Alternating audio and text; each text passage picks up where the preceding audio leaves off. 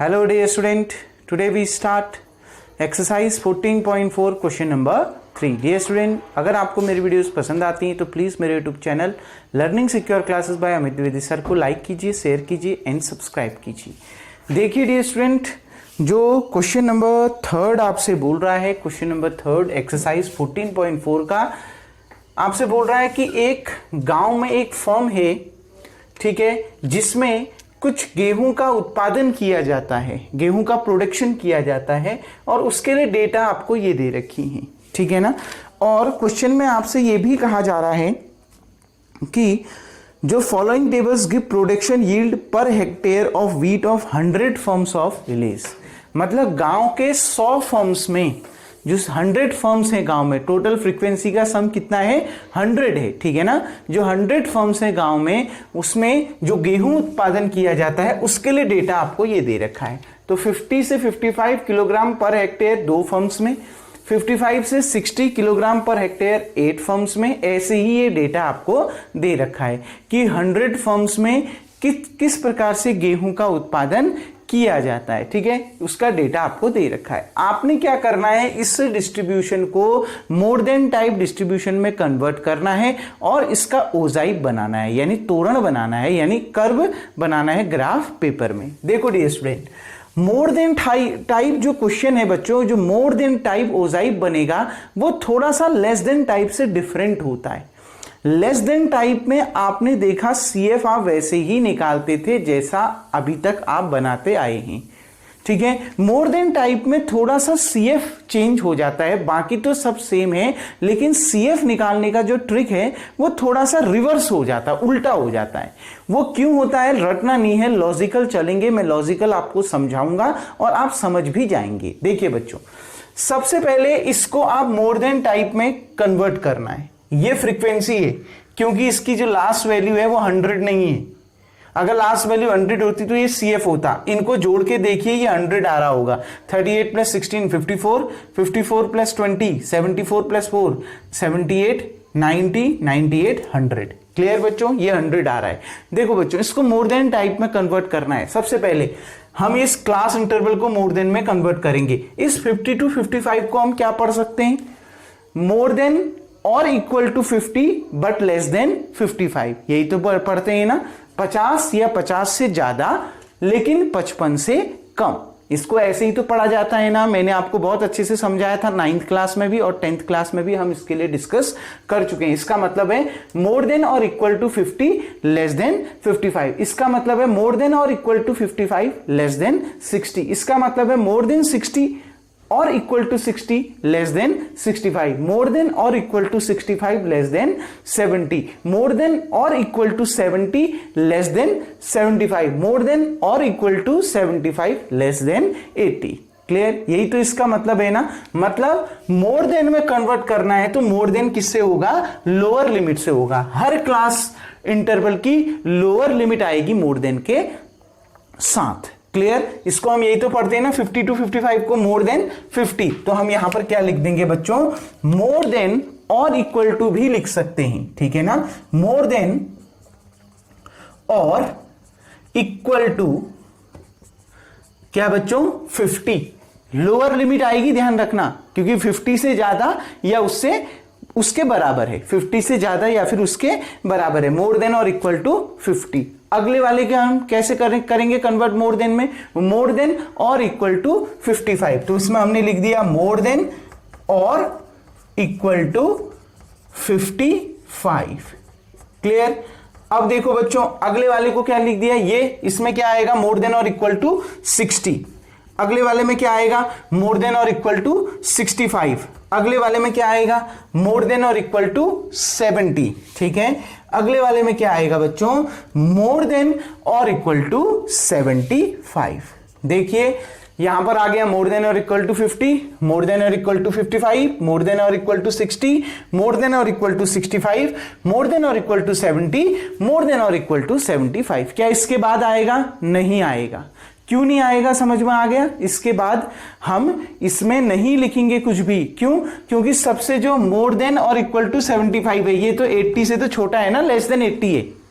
आ गई ना मतलब जो लास्ट क्लास इंटरवल है उसमें क्या बन रहा है, मोर देन और equal to 75 but less than 80। क्या इसके ज्यादा मोर देन में कहीं आएगा? नहीं आएगा। 75 से ज्यादा या फिर उसके बराबर लेकिन 80 से कम, तो मोर देन में क्या आएगा? 75। तो लास्ट वैल्यू यही रहेगी। क्लियर बच्चों? अब CF देखिए, क्योंकि मैं पहले भी बता चुका हूं आपको, जो ओजाइब बनता है बच्चों, वो ओजाइब किस किस के बीच में बनता है वो समझना बहुत जरूरी है। जो ओजाइब है बच्चों एक्स एक्सिस में, तो जो वो क्लास इंटरवल को आपने लेस देन या मोर देन टाइप में कन्वर्ट किया है वो आएगा, और वाई एक्सिस में CF आएगा। वाई एक्सिस में क्या आता है? CF आता है। और यहां पर क्या आएगा? जो क्लास इंटरवल आपने मोर देन टाइप में कन्वर्ट किया है, यानी कि वो क्या है? प्रोडक्शन यील्ड, किसमें? Kilogram per hectare. क्लियर बच्चों? अब देखिए CF कैसे लिखें। तो बच्चों CF लिखना ही अब आपने इसमें समझना है, इसमें CF लिखना ही बहुत ज्यादा इंपॉर्टेंट होता है। बच्चों देखिए, पहले मैंने क्या लिख रखा है? मोर देन और इक्वल टू 50। तो इसके लिए क्या CF होगा? क्या ये होगा? नहीं बच्चों, मोर देन 50 में देखो, मोर देन 50 ये सभी तो 50 से ज्यादा हैं। इन सभी को देखो तो 50 से 55 ये 50 से ज्यादा या 50 के बराबर, 55 से 60 ये भी 50 से ज्यादा, ये भी 50 से, ये भी 50 से, ये भी 50 से, ये भी 50 से मोर है, ज्यादा है। ये सभी जो नंबर ऑफ स्टूडेंट्स हैं, नंबर ऑफ जो फॉर्म्स हैं, सॉरी जो नंबर ऑफ फॉर्म्स हैं ना बच्चों, ये सभी 50 से क्या है? ज्यादा है।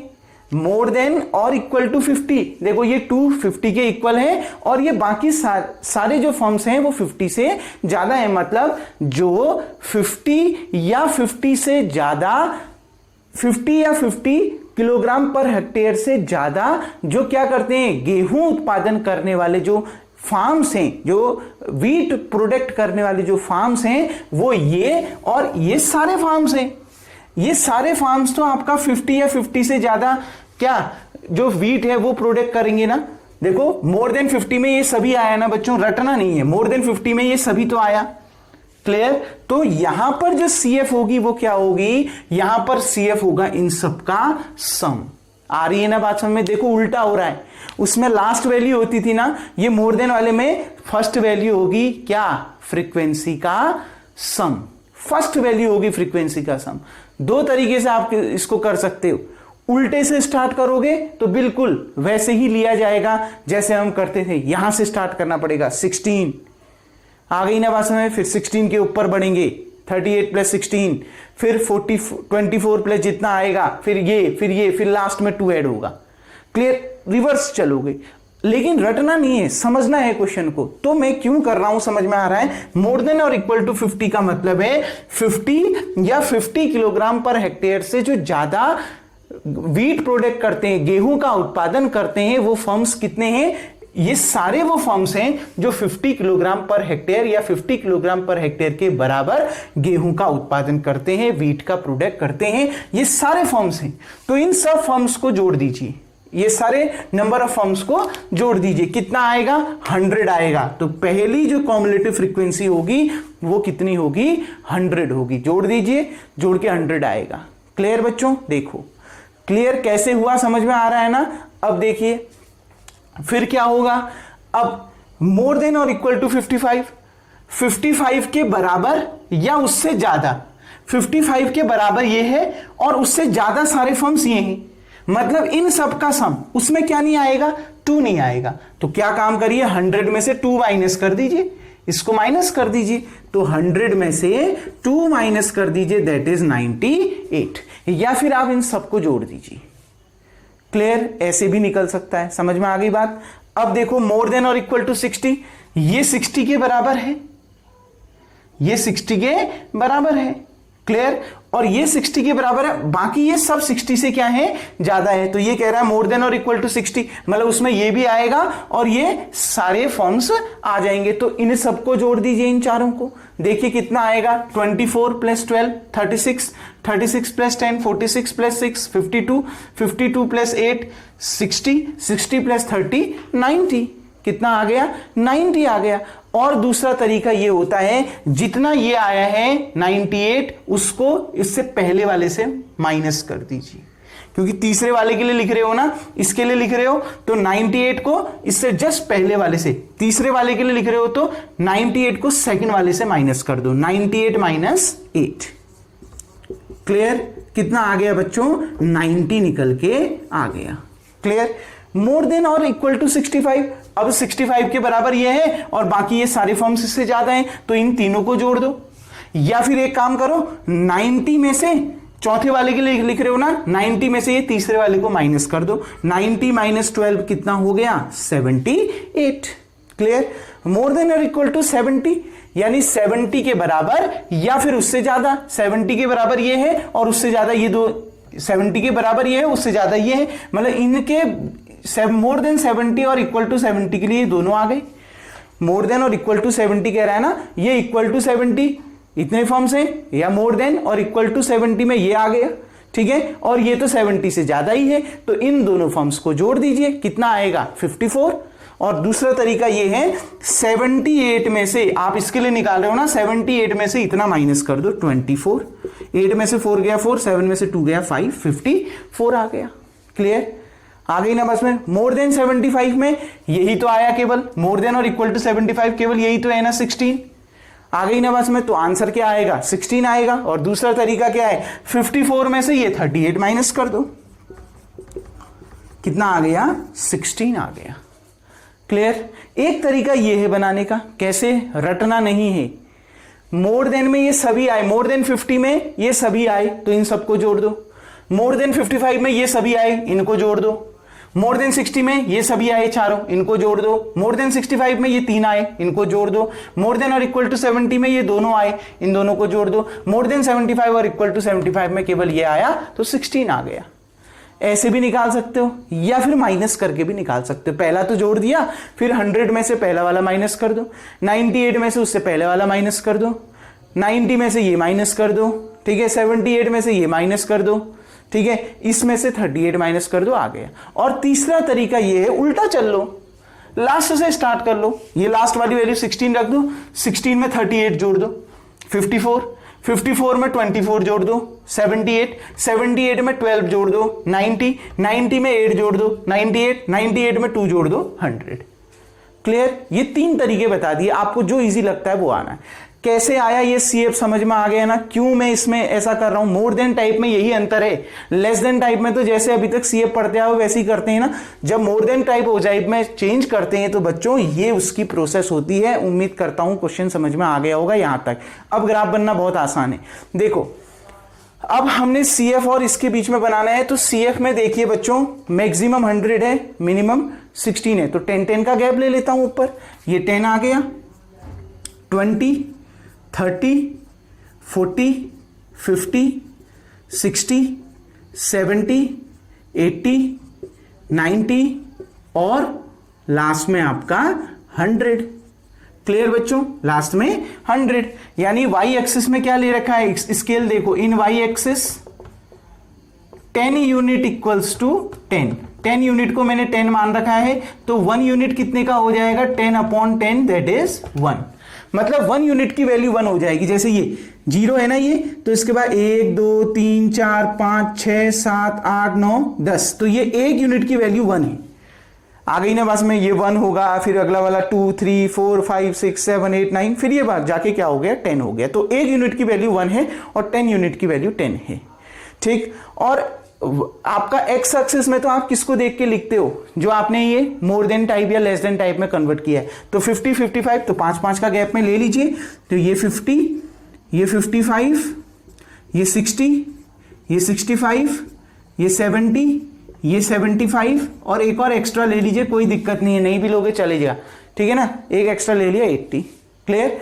अब देखो बच्चों, इनमें तो 5-5 का गैप है, लेकिन क्या 0 और 50 के बीच में 5 का गैप है? नहीं। तो आप यहां पर क्या लगा दोगे? यहां से इसको ब्रेक करके यहां पर एक किंक लगा दोगे। इस किंक का मतलब है यहां पर से आपने ब्रेक कर दिया, मतलब 0 और 50 के बीच में भी बहुत सारे नंबर आपके हैं, तो आपने किंक लगा दिया। जब भी ऐसा होता है, बाकी में तो 5-5 का डिफरेंस है, लेकिन 0 और 50 के बीच में बहुत बड़ा डिफरेंस है, तो यहां पर से आपने इसको ब्रेक कर देना है, एक किंक लगा देना है। इस किंक का मतलब है 0 से 50 के बीच में भी बहुत सारे सारे नंबर आपके आ जाएंगे। क्लियर? अपने ग्राफ को सही बनाने के लिए आपने बस शॉर्ट इसको कर दिया, डायरेक्ट मेजरमेंट यहां से ले लिए। अब देखिए बच्चों, अब बनाते हैं। सबसे पहले 50 पर 100, तो 50 पर 100 है, 100 ही है ना बच्चों, ये 50 को नीचे इसमें मिला दीजिए। ठीक है, यहां पर देखिए कितना आएगा, ये वाला आपका आ गया 50,100। मैंने आपको बताया था लेस देन में ऊपर को जाता है ना, और मोर देन में नीचे को आता है, देख लो आप, यही होगा। ठीक है, 55 में कितना है 98, तो 98 कहां आएगा, 90 से 8 यूनिट आगे ऊपर बढ़ना है, 1 2 3 4 5 6 7 8, ये आ गया 8 यूनिट ऊपर बढ़े हम। ठीक है, तो इसको आपने आगे बढ़ा दिया, इसको नीचे बढ़ा दिया। ठीक है, तो ये पॉइंट आपका क्या आ गया बच्चों, ये पॉइंट आपका निकल के आ गया कितना, 55,98। पहले एक्स एक्सिस वाला आता है, फिर वाई एक्सिस वाला आता है। ठीक है, क्लियर बच्चों? आ गई ना बात समझ में? ध्यान से समझना इस चीज को, गड़बड़ नहीं करनी है इसमें। ठीक है, ये देखिए जरा सा मेजरमेंट आप जब ग्राफ में बनाओगे तो आपका ग्राफ में बिल्कुल एक्यूरेट आएगा। ठीक है, यहां पर हो सकता है थोड़ा सा ऊपर नीचे आए, लेकिन आपका ग्राफ में एक्यूरेट आएगा।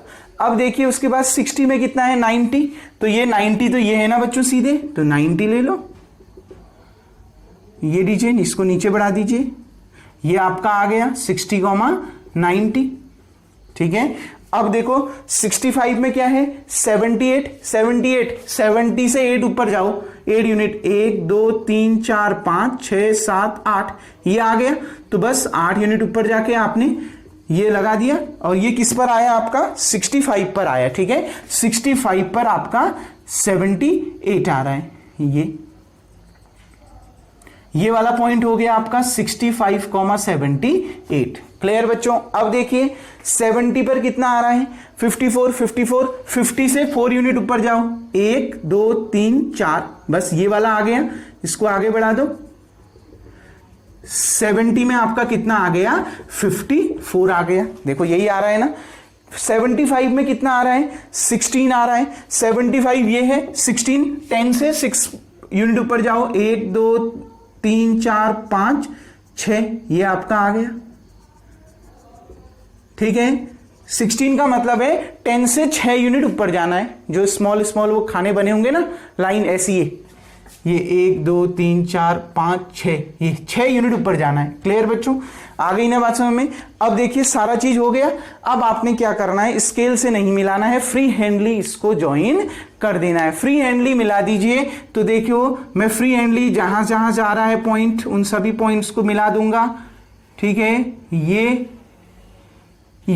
इस तरीके का ये कर्व आपका बन रहा है। क्लियर? आपका और एक्यूरेट आएगा बच्चों, क्योंकि आप ग्राफ का यूज करोगे तो आपका और ज्यादा एक्यूरेट आएगा। देख लो ये ओजाइब बन रहा है, जो नीचे को आ रहा है, लेस देन में ऊपर को जा रहा था और इसमें नीचे को आ रहा है। क्लियर? तो यही इसका आंसर है। बस इसमें बच्चों यही चीज समझनी है, मोर देन टाइप को रटना नहीं है। More than type, more than 50 कह रहा है, तो मोर देन 50 में ये भी आया और ये सभी आए ना, ये सभी तो 50 से ऊपर ये सभी क्लास इंटरवल है ना, 50 से ऊपर में तो ये सभी क्लास इंटरवल है।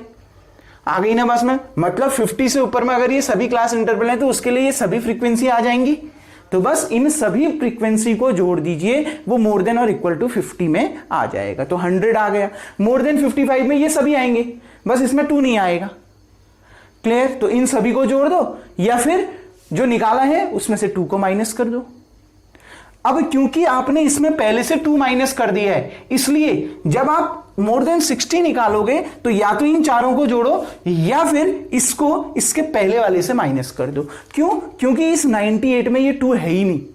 इस 98 निकालने के लिए आपने पहले ही 2 को माइनस कर दिया है, तभी तो 98 आया ना। 100 में से 2 पहले ही निकाल दिए, तभी तो 98 आया। तो जब आप अगला निकालोगे 98 में से 8 माइनस करोगे।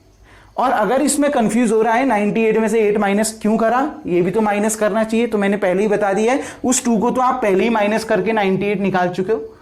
तो जब अगला वाला निकालोगे 98 में से इसको माइनस करोगे। अगर ऐसे में कंफ्यूज है तो इन चारों को जोड़ दो। ठीक है, मोर देन 65 में इन तीनों को जोड़ दो, या फिर जो आया है उसको 12 उसमें 12 माइनस कर दो। ठीक है, मोर देन 70 में ये दोनों को जोड़ दो, या फिर जो आया है उसमें 24 माइनस कर दो।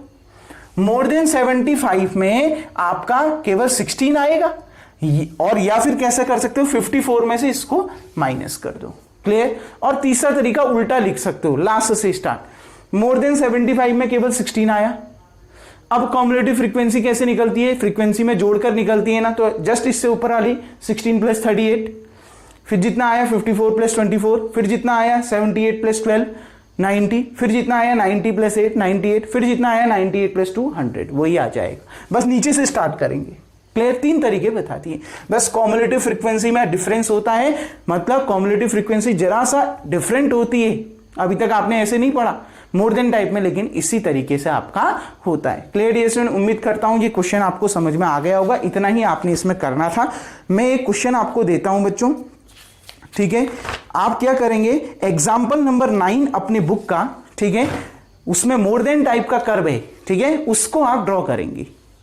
क्लियर। उसको बनाएंगे। एग्जाम्पल नंबर 9 है, उसको ग्राफ पेपर में बिल्कुल और ऐसे ही आपने सॉल्व करना है, और ग्राफ पेपर में बिल्कुल उसको एक्यूरेट बनाना है, ठीक है। एग्जाम्पल नंबर 9 आपका टास्क है। तो डियर स्टूडेंट, ये क्वेश्चन आपका यहीं पर एंड होता है, और इसी के साथ ये चैप्टर और ये एक्सरसाइज तो एंड होती है, साथ में ये चैप्टर भी आपका एंड होता है। अब जो नेक्स्ट चैप्टर है बच्चों, हम नेक्स्ट वीडियो से स्टार्ट करेंगे। तब तक के लिए थैंक यू। तो आज का वर्क आपका यही होगा, इस क्वेश्चन को आप राइट डाउन करेंगे और एग्जाम्पल नंबर 9 को बनाएंगे।